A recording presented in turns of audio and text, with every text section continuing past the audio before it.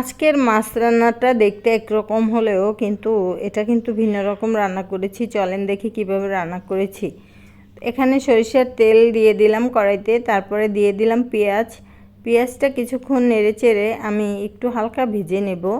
তারপর এখানে দিয়ে দিব কিছু আদা রসুন বাটা। তারপরে আদা রসুন বাটার সাথে একটু টমেটো দিয়ে একটু লবণ দিয়ে কিছুক্ষণ কষিয়ে নেব।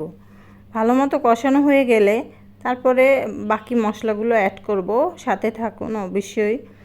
এই রান্নাটা কিন্তু খুবই স্পেশাল। আজকের এই রান্নাটা দেখলে কিন্তু ছোটোবেলার কথা মনে পড়ে যাবে। অবশ্যই শেষ পর্যন্ত ভিডিও দেখবেন। ভিডিও ভালো লাগলে লাইক কমেন্ট শেয়ার করে দেবেন। আর যারা আমার ভিডিও দেখেন তাদের জানাই অসংখ্য ধন্যবাদ। সবাই একটু বেশি বেশি শেয়ার করে দিবেন।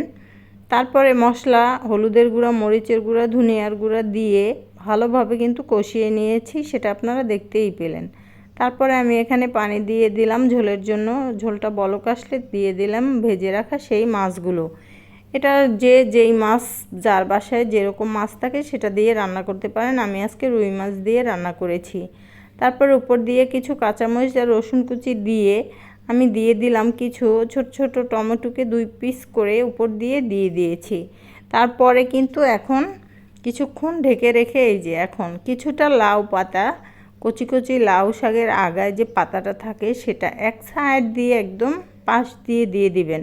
তো উপর দিয়ে হালকা একটু লবণ দিয়ে দিচ্ছি, যে শাকের ভিতরটা যাতে লবণটা ঢুকে। আর টমেটো তরকারিতে একটু লবণ বেশিই লাগে। তো দেখতে পাচ্ছেন এই শাকটা কিন্তু পুরো মাছে ছড়াবে না, এক সাইডেই রান্না হয়ে যাবে। বরং মাছের সাথে এক সাইডে এইভাবে শাক দিয়ে কে কে খেয়েছেন? আমার কিন্তু খুবই ভালো লাগে, আমার বাচ্চারাও পছন্দ করে। এই তরকারিটা খেতে অসম্ভব মজার। একবার হলেও ট্রাই করে দেখবেন। ইউটিউব থেকে যারা দেখছেন তারা প্লিজ চ্যানেলটাকে সাবস্ক্রাইব করে দিবেন। তো একবার হলো ট্রাই করে দেখবেন কেমন হয়েছে। এভাবে কিন্তু খেতে খুবই মজা, খুবই দুর্দান্ত লাগে।